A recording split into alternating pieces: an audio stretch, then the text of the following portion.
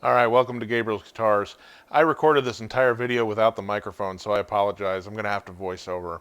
I started out by removing all the clamps from the glue job that I had done previously, and I prepared the guitar to make sure that I got the finish on it just right. I used a piece of 800 grit sandpaper to basically sand down the little edges that were left from the glue job. And I spent quite a bit of time just making sure that there was nothing that you could feel there, that there was no edge whatsoever. I used that piece of 800 grit sandpaper on both sides of the neck to make sure that it was right. Takes a while sanding it like that. And you can see where there's a little bit of a line right on the edge of that crack where the original finish, or the shininess of the finish, comes through. And that is where you have to sand it, basically. You have to sand it until there is no more edge. I dipped the sandpaper in a little bit of water to do what's called wet sanding. It makes it a little bit of a finer grit, and that works well with finishes. I'm doing that on both sides here as well. Coming back with a little bit of 4/0 steel wool, just to really get that as close to polish as possible before I actually take out a buffing wheel on my Dremel tool, using a little bit of buffing compound right there.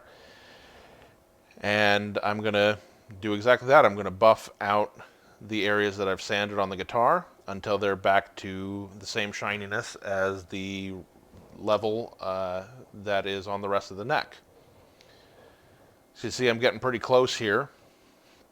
On that side, there's still a little bit of the buffing compound left on there. But you see it's pretty close there. This is a structural repair only, so I'm not trying to exactly hide this crack, but I'm also not going to be sanding off this finish and respraying the neck to completely hide it. That's a much more expensive repair that is just not what this customer needs right now. And if he ever wanted to in the future, he certainly could. He could invest the money in hiding that crack. And this repair is what will set him up for being able to do that properly. I realized here that I still had a bit of buffing to do on the base side of the neck. So I went ahead and pulled out the Dremel again and finished buffing that up.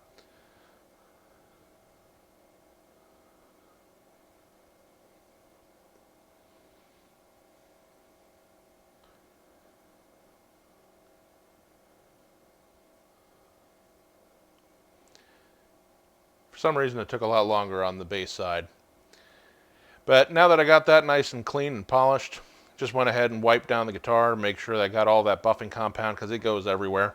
Got that off the guitar. And you can see that it really looks pretty good. You know, from right up close you can see that crack, but from any distance really you can't really see it. And most importantly, you cannot feel it.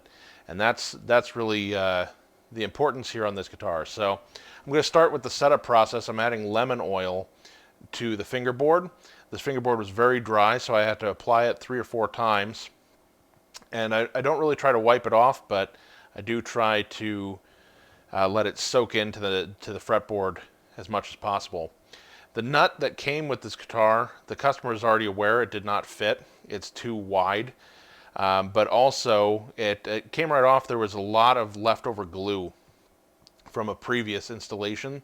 So I went and removed that all, first with a chisel and then with this nut file, so that this could seat properly. The customer wanted to keep the original nut that it came into the shop with, so even though it's not exactly the proper size, he knew that. The 3-way switch here was loose, so I went ahead and used a specialty tool that I have that allows me to very easily tighten that right up, so that that's not an issue for the customer anymore. Now it's tight, it's not moving anywhere.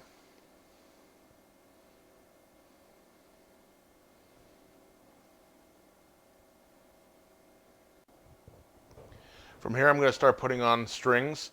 and tuning them up so that I can check the relief on the neck. The order of operations when it comes to doing a setup is to do neck adjustments, then your saddle adjustments, and then your nut adjustments.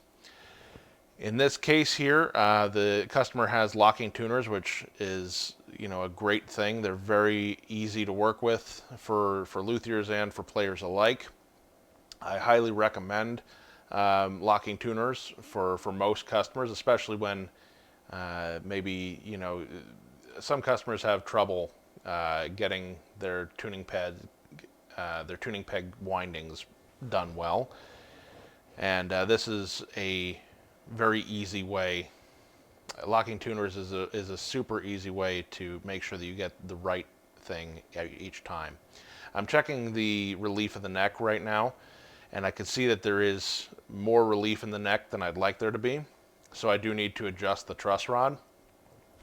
I ran into a little bit of an issue in adjusting this truss rod that is actually fairly common on guitars that have been worked on quite a bit, but the nut for the truss rod was stripped, so I had to deal with that. I was checking right there the action, and now I'm checking the nut action as well, and I can see that the nut action is way, way, way too high. The saddle action is also a little bit on the high side, but I'm just kind of checking right now. I'm not making any adjustments just yet, but I want to see where each of those three components is before I start doing things. So I'm going to start with the neck adjustment right now, and I go through several hex tools, several Allen wrenches, trying to find one that fits because of that stripped nut situation. And even then I realized that I'm not going to be able to actually adjust the truss rod with that Allen wrench. So I had to get a specialty tool, which is an Allen wrench that is actually tapered. It allows me to get deeper into the truss rod nut so that it has something more to grip onto. At that point I did adjust the neck to be almost flat, and later on that turned out to be a bit of a mistake. It turned out that because of some fret level issues up at towards the body of the guitar, that this instrument did need to have a little bit more relief than would be ideal. I just adjusted the saddle right there, and now I'm checking the playability. And this is where I'm noticing that I am getting some fret buzz, and I decided that I needed to add a bit more relief into the neck, and even actually adjust the saddle up just a little bit more so that I'm not getting any major buzzing across the fingerboard. Again, I'm checking the fingerboard, I'm checking the neck to make sure that the relief is correct. And I found I got everything playing great except for one fret on the A string. I believe it was the 14th fret, was buzzing off of that 15th fret. And I did attempt to level that out, and it just was not working right. So I called the customer and informed them they did not want to do anything else at this time. So it's just going to be the way that it is for the moment. Right there I was adjusting the nut action on the two lowest strings. They were a little bit too high. And yeah, here I am trying to deal with that 14th and 15th fret issue, using the plastic end of a fretting hammer, trying to just get that 15th fret to seat a little bit better.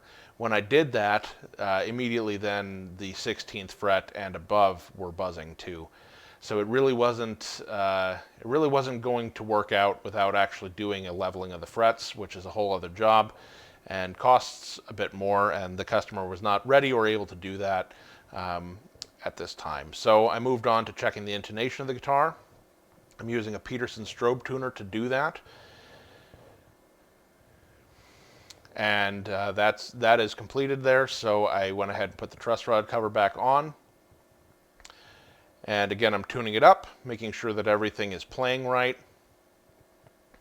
Go through and play the guitar in a few different places. This is the last step. It's an important step, is making sure that the guitar plays well. After all of your adjustments, this is what matters at the end of the day. So other than that, that was the whole thing.